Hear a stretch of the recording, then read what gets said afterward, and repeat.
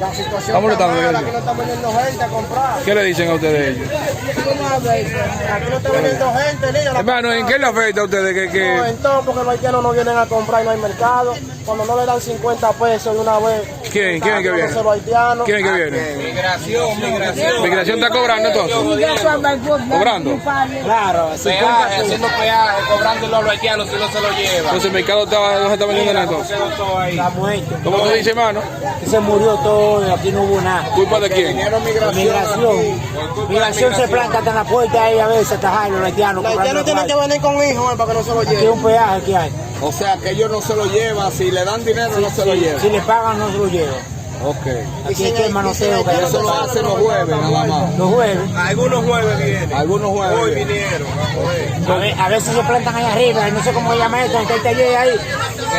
Hay un cementerio ahí en el Puente Seco, a veces se plantan ahí hasta alto los haitianos. Entonces, ¿cuáles son los que pagan? Lo que pagamos somos nosotros, los vendedores, que no vendamos nada. Como quiera, cobran los puestos nosotros. Como quiera que pagarle 400 por puesto de basura ahí. Vendan o no vendan. Estamos jodidos.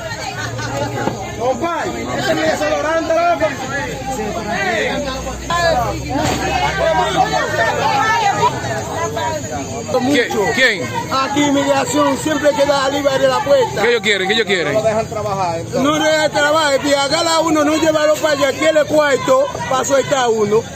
Oh. Velo al haitiano. ¿También a usted? Sí, yo tengo uno que me atrapó, que me quitó el cuarto. ¿De migración? ¿De migración? No, allá abajo. Ahorita. Ahorita me dio golpe aquí. ¿Te dio ahí? ¿Te dio? Sí, se me quitó todos los cuartos. Ok. ¿Cuánto te quitó? Porque yo tenía 5,000 pesos en bolsillo, yo lo compré ese ahí. ¿Tú sabes cuánto va a poner menos? Yo no sé ni cuánto menos, pero se lo lleva todo.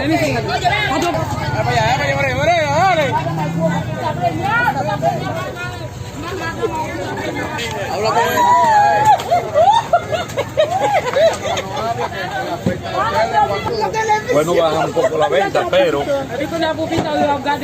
hay órdenes que hay que acatar, haya las consecuencias que haya, porque la soberanía entre todos.